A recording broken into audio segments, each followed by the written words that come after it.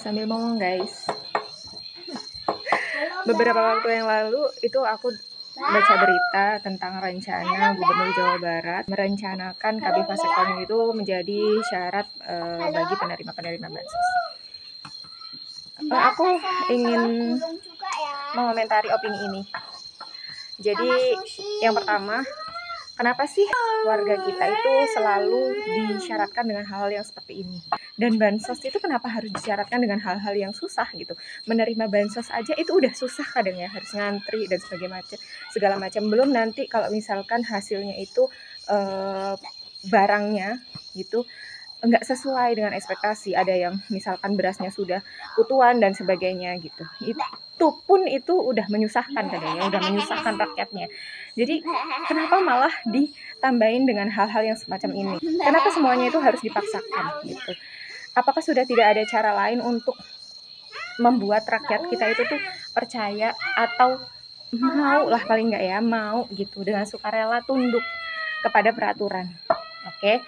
Nah, yang kedua, kenapa juga menggunakan KB vasektomi yang itu tuh udah jelas-jelas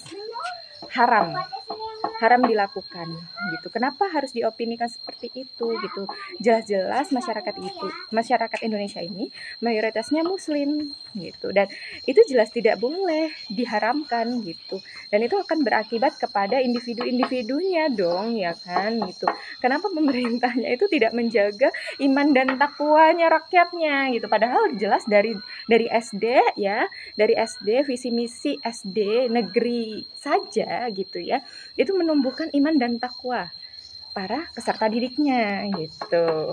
Oke, nah kemudian yang ketiga, pernah nggak terfikirkan solusinya itu solusi yang mengakar gitu, bukan solusi yang parsial. Ini nanti juga akan menyebabkan permasalahan yang lainnya. Banyak anak itu fitrah dong gitu.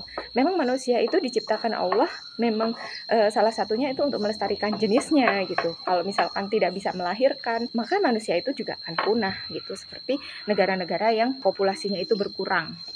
Nah, berarti kan bukan karena masyarakatnya itu bertambah, kemudian sumber daya alamnya menipis gitu ya.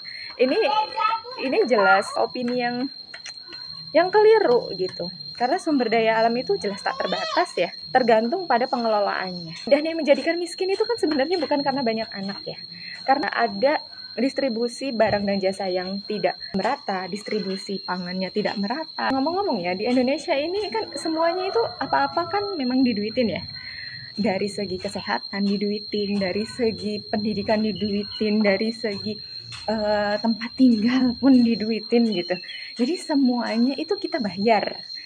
Hidup di negara kapitalis itu semuanya itu kita bayar, nggak ada yang gratis. Nah inilah gitu ya yang membuat sumber daya manusianya itu tuh tertekan.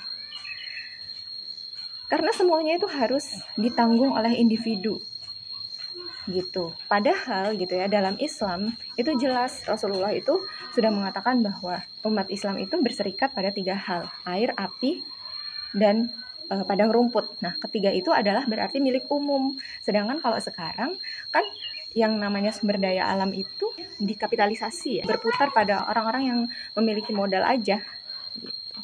Dan itu didistribusikannya ke rakyat itu dengan cara apa? Dengan cara kita bayar dong. Air bayar, untuk minum bayar, apalagi gas bayar. Pendidikan pun nggak murah, padahal pendidikan itu hak seluruh rakyat, ya kan?